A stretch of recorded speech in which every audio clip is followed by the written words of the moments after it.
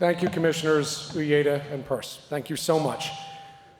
And this was not planned, but to illustrate the smooth working relationship between regulatory agencies, Commissioner Mersinger was actually in the crowd watching the SEC commissioners. Do you see how what Blockchain Association does to bring people together? And this is beautiful stuff. Another household name, Commissioner Mersinger, is here with us today. She has said many, many great things along the lines of what you heard from the two regulators who were just on our stage. She has been quoted as saying a lot of people are very interested in investing, trading, or using cryptocurrencies, and we have not provided any clarity. We've made it murky, and that's not what government should be doing. She has said the only way to get past just bringing enforcement actions is to have something come out of Congress. Where have we heard that before? That says, quote, here is how to handle cryptocurrencies. And that's a sentiment echoed by everybody who's been up here these past 2 days. Very well said, Commissioner. She also shares a fabulous trait with myself and Kristen Smith and Alex Sternhell and Ron Hammond and Kara Calvert. She was a staffer, and many more. She was a staffer on Capitol Hill. She was in the office of another rising household name, the incoming Senate Majority Leader, John Thune of South Dakota. And she will be joined by another fabulous former staffer, Lauren Belive from Ripple. Commissioner Mersinger and Lauren, please come on.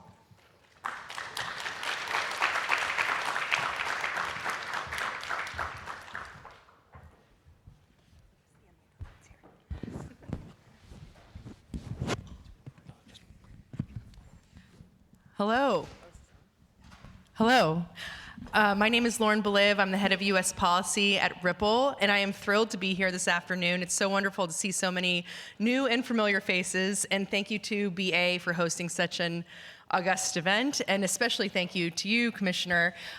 We are excited to have you here. I might start with a little bit of an icebreaker, but you're from South Dakota, and you have a father who, there was some Bitcoin mining going on in his neighborhood, and he had some interest in that.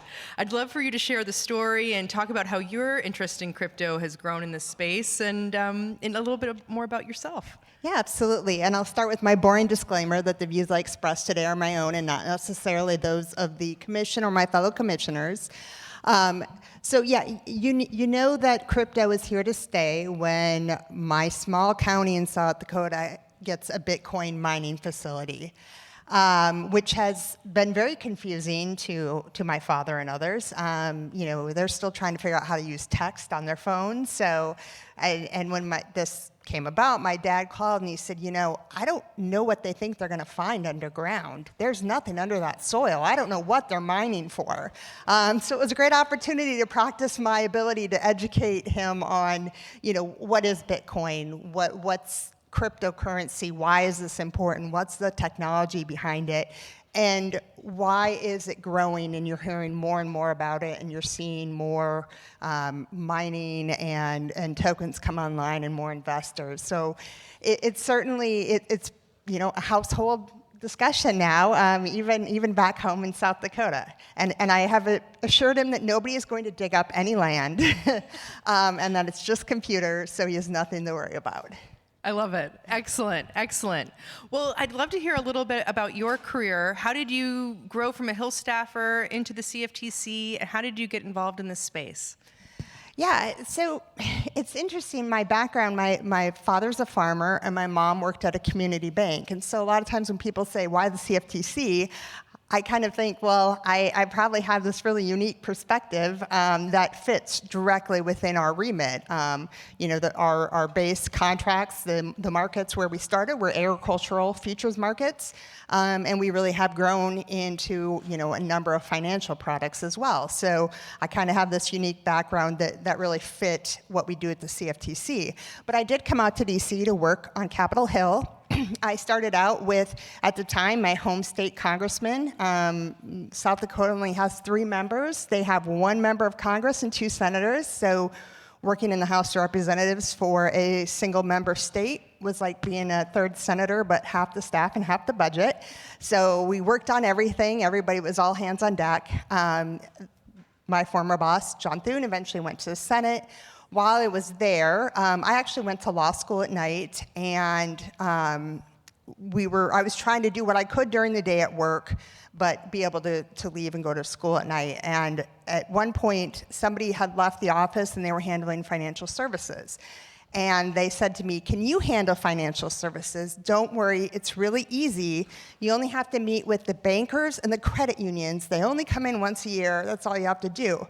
That was in 2007. So you can imagine what life was like the next year as the housing market crashed. We did a major credit card legislation, and then Dodd-Frank right on its heels. So it was kind of, I learned financial services, kind of under fire, but I think it was the best way to learn what I needed to know, especially about the CFTC, because nobody really talked about the CFTC. I mean, obviously I knew about grain futures, cattle futures, but nobody talked about the regulatory agency until we started doing Dodd-Frank. And that was really when I think, the agency kind of ended up on the map and kind of made a name for itself. So that's, fast forward a few years later, I worked for former Chairman Tarbert, I worked for former Commissioner Don Stump, and I was fortunate enough to be asked to, sit for a commission seat.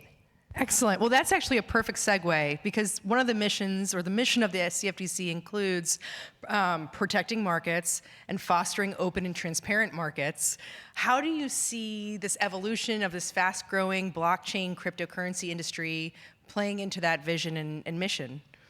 Yeah, and the CFTC has actually been this is an experience that this agency has lived through. When you think about our markets, we went through a period where everything was done via open outcry in the trading pits, to everything being fully electronic trading, high-speed trading, those sorts of new technologies. And we were able to regulate the markets regardless of the technology. So we have always been a very technology-neutral regulator. And I think that's the way we need to look at things going forward, too, where we can actually allow innovation into our space, into our markets, ensure that the risks and the, that we're applying the regulations to the markets that need to be applied, regardless of how it's being done. So we have that unique ability to really maintain this kind of technology-neutral regulation and allow innovation to flourish. And part of it is because we are a more principles-based regulator versus a very prescriptive regulator. And I think that's going to help us as we move into trying to find the right path forward with cryptocurrency and tokenization, and just seeing more products on blockchain and the way that technology is going to be used in markets. Well, and that's actually a good follow-up question. You've seen, the crypto and blockchain industry bring in new market infrastructure around decentralized networks and self-custody. How does the CFTC abridge existing frameworks to allow for some of these new technological innovations? Yeah, and honestly, because of because the way our regulations are structured as more principled, we are able to let markets kind of decide the best way to meet those regulations. So, you talk about something like custody, we don't have a real prescriptive, you must custody your asset at this bank for this amount of time. We say it should be safe and it should be segregated, and you decide how to do that. The market decides. So I think that's going to help us, as we are seeing new ideas come in, new, ways of doing things in the market. We're able to allow that and, still feel confident that we have the proper regulatory framework in place. And that, I think, is going to continue. We'll continue to see, this innovation. Blockchain will be used in a lot of new ways. We're already seeing it within a number of our markets, and it really has been pretty seamless as far as the markets being able to adapt it without, the regulator needing to kind of stop it or, make new rules to accommodate it. Yeah, no, absolutely. And you have had a really strident and strong track record calling for a DeFi rule, which I think has been so important, especially in this era of regulation by enforcement, which I think has been rightfully criticized by you and members of the CFTC because there is proper order. And as we look toward 2025, how do you see the potential for rulemaking? What does the possibility look like there? Yeah, absolutely. At the end of the day, if we're going to bring an enforcement action telling somebody they need to register at the commission with the commission, if we don't have a way for that entity to register, that's not justice in my world. And that's where we are. So we've been bringing these enforcement actions against DeFi protocols, saying that you are allowing CFTC regulated products to trade on your protocol. So we're going to charge you with failing to register. And it's almost as though we are picking whatever registration category at the time fits best. I firmly believe if we're going to look at it protocols in this way, we have to be able to give them an option if they want to register. You know, if we're going to charge them, we have to be able to say, here's what you could do. Here's an option for you to come in the door. Here's what would be a safe harbor. Maybe you don't want to register, but what can you do to ensure you don't run sideways with our enforcement team again? So it's just bringing some clarity and surety to these people who are coming up with, brilliant ways of creating markets, and just because we don't necessarily understand what's going on or we don't understand the underlying technology doesn't mean that it's wrong. So I think it's a combination of, creating a pathway for registration for those who want to register, and for those who don't want to register, giving some clear lines, maybe some safe harbors of what you can do to make sure you don't run afoul of our regulations. No, absolutely. Well, and obviously so much has changed in the last year, in the last, 2 months? As we're looking toward the new Congress, what are some of the things that the Congress can do to support your goals and to help give this industry more certainty? Yeah, absolutely. And I think Congress has already been doing that. I think a lot of people judge Congress on whether or not they pass laws. That's a tough standard to hold Congress to, because it's very hard to pass laws. We see that every day. But we have seen a change in the kind of openness to cryptocurrencies and the underlying technology. We've seen members who thought this was all fraud or fake suddenly embrace the opportunities. And so, having that support from Congress where they understand what we are dealing with, why it's important, why we don't want to shut these markets out, why we don't want to push people overseas. Having that support really helps us do our job better as well. And so I think eventually they'll get to a point where there will be a kind of market structure bill to allow crypto exchanges to register, hopefully with the CFTC, and have a safe place for people to go who want to buy and sell cryptocurrencies. But in the meantime, just having kind of that narrative change and having congressional support for welcoming this innovation in our markets, I think is important, and we are already experiencing that. Excellent. Well, and outside of the legislative branch, shifting over to the executive branch, I would be curious to gain your outlook on what does 2025 look like for the new Trump administration? What do you think the outlook is overall? If there's any interest in discussing what the CFTC makeup might look like. But what is your outlook for next year for the admin side? Yeah, it will be very different. I think the last 4 years has been very focused on let's create regulations regardless of what, why, when. It was more just let's create them. Let's create regulations. That was kind of the metric that we've been operating under for the last 4 years. And if you didn't create the regulation, let's have an enforcement metric. So this idea that everything is measured on the number of rules you create or the number of enforcement cases you bring or how much money you have extracted in civil monetary penalties, that's going away. We're not going to operate under that that kind of umbrella anymore. This is going to be a very deregulatory administration. One of the things that you've probably heard President-elect Trump and those who he has announced that will be in various positions. They have said, let's look where we can roll back regulations. Let's find 5, 10 regulations that could be rolled back on day one. Let's look at what's pending and if we need to pull it back, let's do that. So first and foremost, it's going to be a time of deregulation. And deregulation, not just those regulations that are maybe far-reaching or overreaching, but there are a lot of regulations even on our books that just don't work. So if they don't work, let's fix them. Or if they don't work and they'll never work, let's get rid of them. So it's finding opportunities like that. And then just welcoming innovation.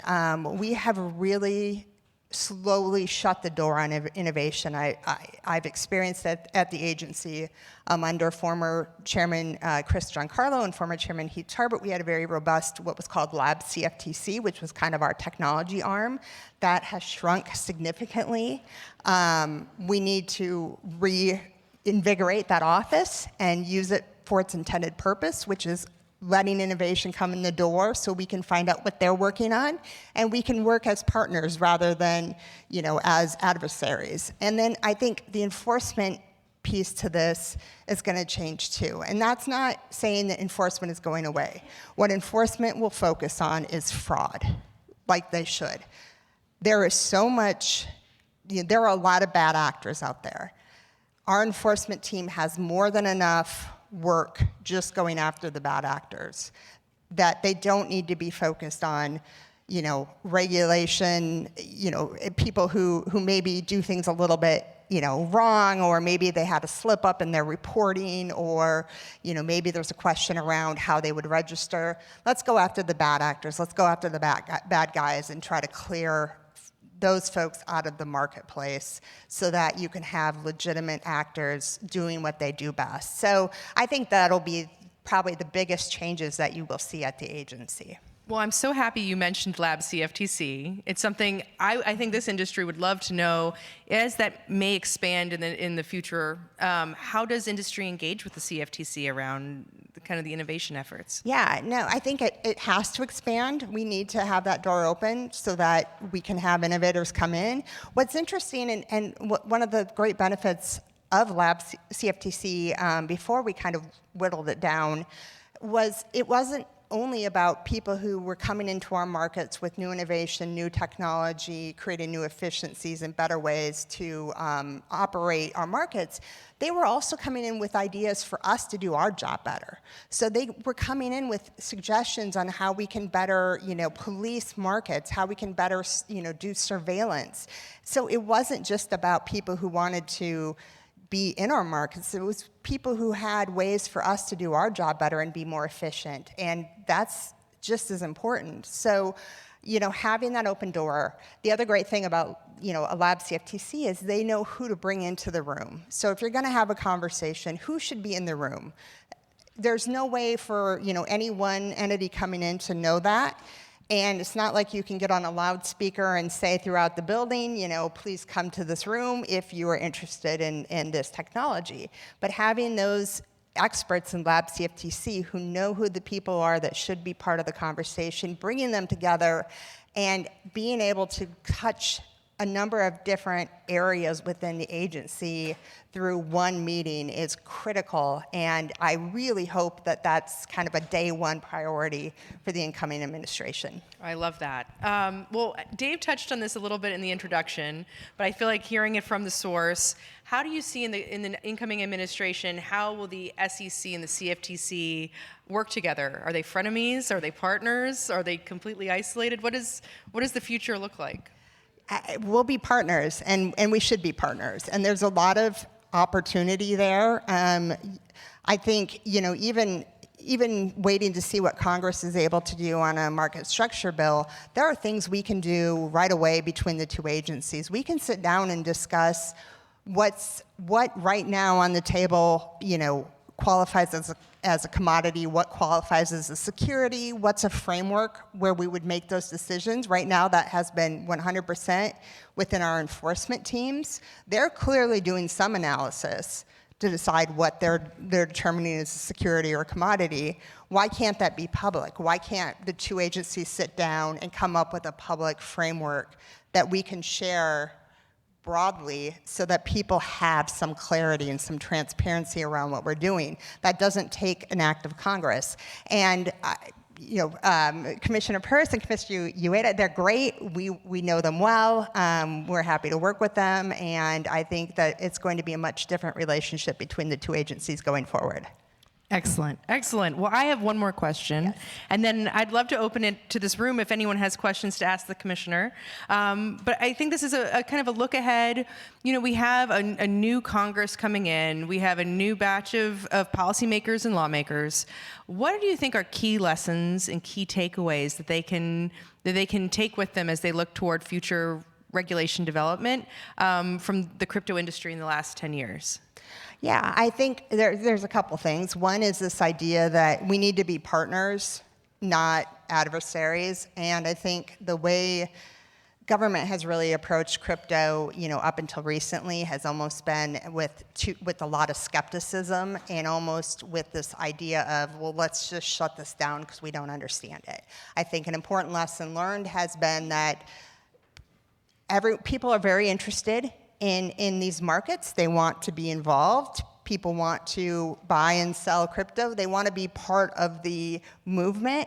And government should not be the nanny state telling them, no, you can't do that. We need to partner with industry, with innovation, and really help create a safe space for those who want to be involved.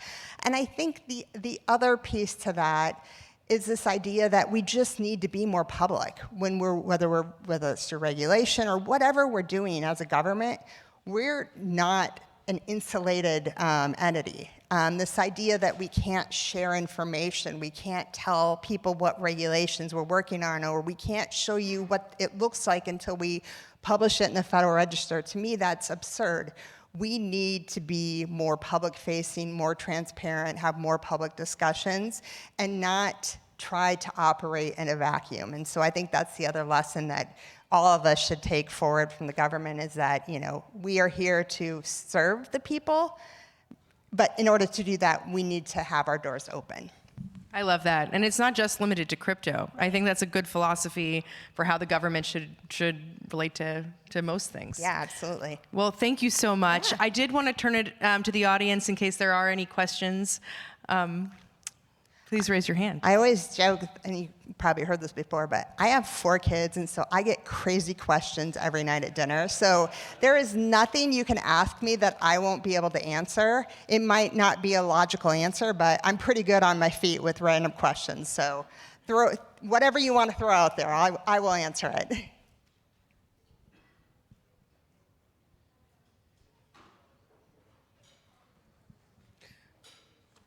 Well, good. Well, I have one more while people are thinking.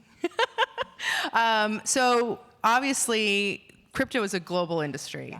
And you look at MiCA, you're seeing what's happening in Singapore, Japan, Brazil, across the world. There's licensing, there's regulatory structures coming online. How does the CFTC perceive the global market? And how is that going to inform your work next year? Yeah, and that's one of the things that makes the CFTC uniquely suited to be the regulator in crypto, is that all of our markets that we regulate are global. Nothing is just strictly a U.S.-based market. Our markets are very global. We work very closely with foreign regulators. We pay very close attention to foreign regulations, how they interact with our regulations, and we really do try to do the best we can to harmonize with our federal with our foreign regulatory counterparts to ensure that there's no disruptions to the markets, that the markets are fluid and liquid, and that's really, how our markets work best. So we know that. We do that already, and I think we're well poised to do that in crypto. But what has been interesting seeing other countries move ahead with their crypto regulation, the U.S. has always been a leader when it comes to financial regulations. We have always led the pack, and we're behind here. And that makes me a little uncomfortable. I think it makes a lot of others uncomfortable too. And so we need to step forward again and be the leader. We need to get out in front and come up with the structure. Now is not the time for the U.S. to, take the back seat here. I think we should be driving this car, bus, whatever it is, and make sure that we continue to be the leader when it comes to financial markets and regulating markets in such a way that they are open, free, and vibrant. Excellent, excellent. Any questions? Okay, well then I'll close, and I hope you don't mind me taking this liberty, but we were in the green room just 30 minutes before, and you shared a lesson that Senator Thune has shared with you, and it was just, to me, it was so poignant and touching. And I feel like all of us are in our busy lives, we're working, and we're in this dynamic and growing industry, and what you said really resonated for people, and I was wondering if you'd be willing to share that. Yeah, absolutely. I was explaining that one of the things that he taught me early on, and I worked from him literally right out of college. I was a child. And he always said to me, surround yourself with good people. They might, they don't have to be the absolute experts. They don't have to be the perfect person. They need to be a good person who are not afraid to tell you no, and that you are willing to listen to them when they say no. So it's that idea of have good people around you and trust them. Trust when they tell you maybe you have a bad idea. You want to have an open relationship where they can say that to you and that you will listen as well. So it's kind of that idea of have good people. Don't surround yourself with a bunch of people who are just going to tell you yes all the time. You want people to tell you no. It's kind of an important part of being a advisor. And I have a great team. It's a small team, but we get a lot done, and they're all wonderful, smart, trustworthy, and certainly tell me no quite a bit. So I love that. Well, great lessons from a wonderful commissioner and from a future majority leader. Well, thank everyone for being here for this, and we'll see you soon. Thanks for having me.